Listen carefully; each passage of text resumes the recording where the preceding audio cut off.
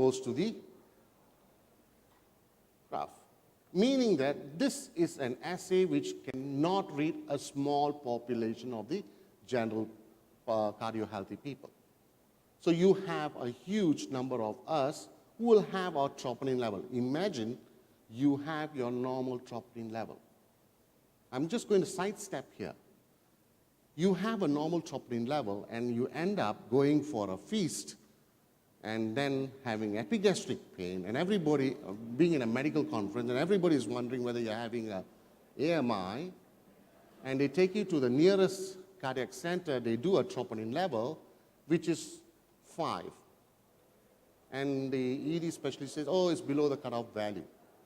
But if you can establish your troponin level that you have done on your normal checkup and say, hello doctor, my normal troponin level is 1. So 5, which is even below the cutoff value, is going to be very, very significant. So this is where we are going up to. So when we have the newer assay, the 10% CV is going to change. It is coming within the 99 percentile. And this assay is going to give you values for female, values for male, and a general cutoff value. And look at the CV of each gender that we have given you. Everything is below 5%. It's so precise. Meaning that you can only make a mistake of 5% if you use this cutoff value. That is with one draw. If you take 2 draws, it becomes 2.5% possibility of missing out or not missing out. So it's very, very specific. When you follow the cutoff value of the 99 percentile, you are coming to a status of saying if the patient has a level above the 99 percentile, something is wrong with him. Now, that was the analytical performance of this assay. Now, looking at the clinical performance, we all know there are alternative diagnoses to cardiac ischemia for patients with chest pain, right? Starting from non-ischemic cardiovascular, causes from the chest wall, psychiatric, being in the ED department. Someone will come and tell you, I tell you, this man comes every Friday for chest pain. Why? Because he has to spend the weekend at home. He's there in the emergency, I have chest pain, doctor, I want to stay the weekend in the ward. So it's a lot of psychiatric patients do walk, psychiatric reasons, they walk in with chest pain. Gastrointestinal causes are there. There are also other causes of troponin elevation. This we have to remember. Not always when you have troponin elevation is because of AMI. There are other causes where troponin elevation does take place. Now, I'm going to share with you certain medical evidence. This study was done by Rubini Gimenez. She wanted to establish if we were to follow the LOD of all the assays that are available, the high-sensitive assays that are available, based on the LOD, can I clear off my emergency department? So she took 4 platforms. One was the Roche, the Siemens, the Beckman, and also the Abbott's assay. It was a retrospective study. All those patients who came for admission in the emergency department, their bloods were stored and they were tested based on their LOD. So when she took the Roche assay and its LOD, based on the LOD, she would have missed 8 patients. Meaning that she would have given a false negative diagnosis if she followed the LOD. And 8 patients would have gone home, either died or come back readmitted for AMI. When she looked at the Siemens, she would have missed 2 patients based on the LOD. With the Beckman, she would have missed 1. With the Abbott's high-sensitive troponin I, she would have missed 0. And this is not her only finding. This has been endorsed by 3 other studies. This is one assay. If your patient comes into emergency department and the troponin level is below the LOD, you are 100% sure that this patient does not have AMI. 100% sure. You're going to go back home. The ED specialist is going to go back home without worry, saying that I discharged this patient. I don't have to clog up my emergency department waiting to do at 6 hours, 12 hours, and so on. At 3 hours, you are very confident. Now, just wanted to show you the negative predictive value of the high-sensitive troponin assay. On admission, if the patient comes to the emergency department and the troponin level is below the LOD, first draw, you are still confident to say 100%. But following the ESC guideline, the company would like to advise you to do a serial draw at 3 hours.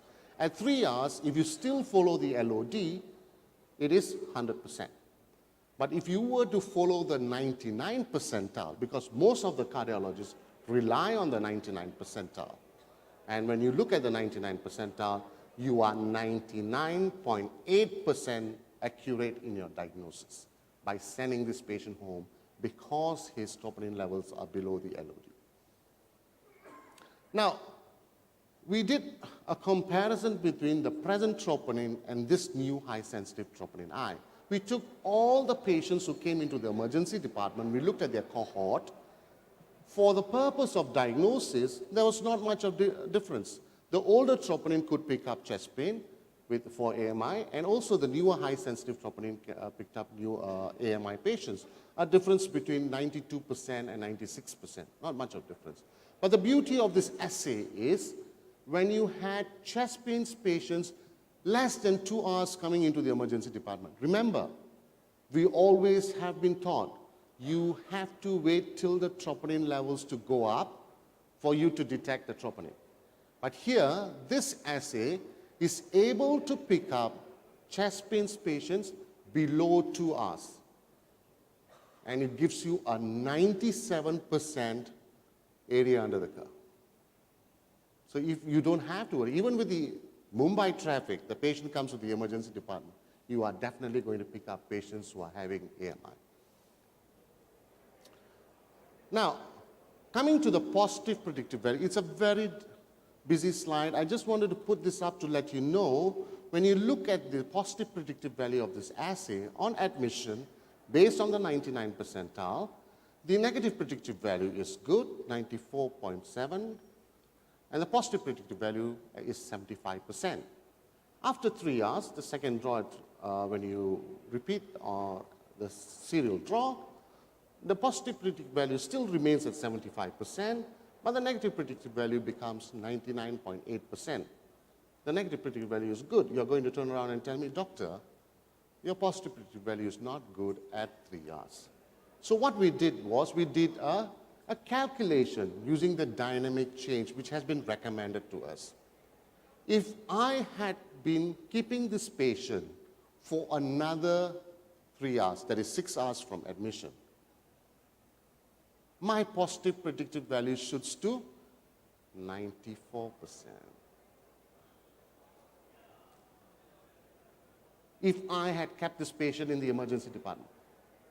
But if I had kept this patient for 12 hours in the emergency department, what really happens?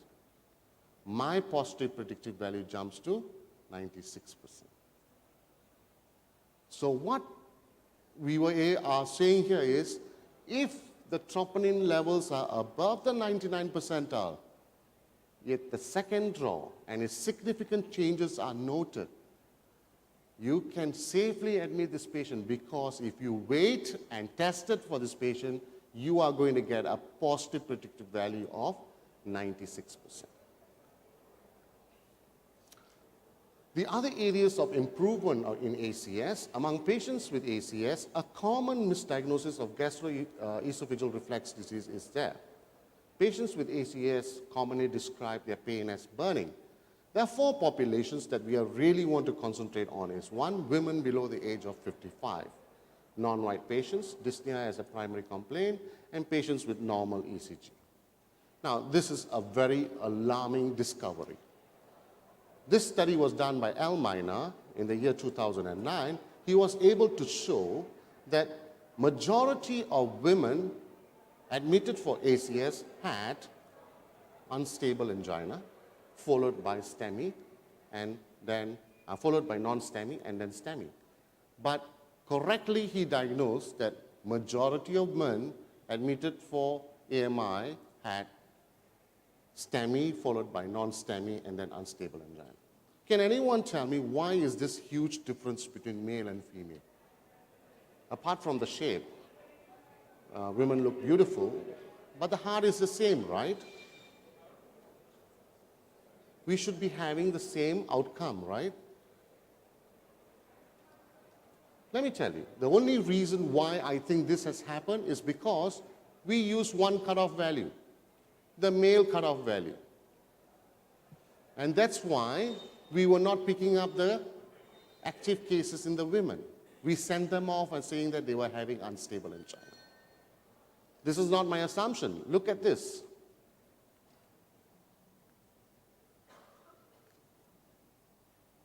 He went on to show that in his study, he was able to show with the meta-analysis, majority of women were underdiagnosed, majority of women were undertreated, but more women died than men because of AMI. If you underdiagnose because they are not so commonly having AMI, and you undertreat them because they are not having AMI, they shouldn't die more because of AMI, right? So there's something wrong here.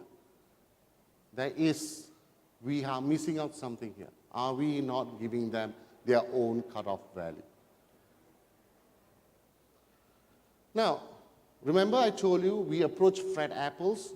We were very confused why our assay was giving two different values to our gender, male and female. He took all the assays that were available and he tested on them. And mind you, look at the graph. Every assay had gender difference. Every assay had gender-specific cutoff value. Is that no one came forward to establish it. They came to a compromise between male and female and gave you one cutoff value.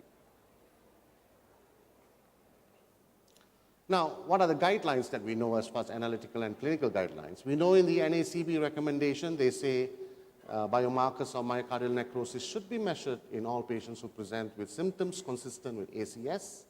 Patient's clinical presentation, the history, physical examination, and ECG should be used in conjunction with biomarkers in the diagnosis evaluation, and cardiac troponin is the preferred biomarker. Cardiac troponin alone.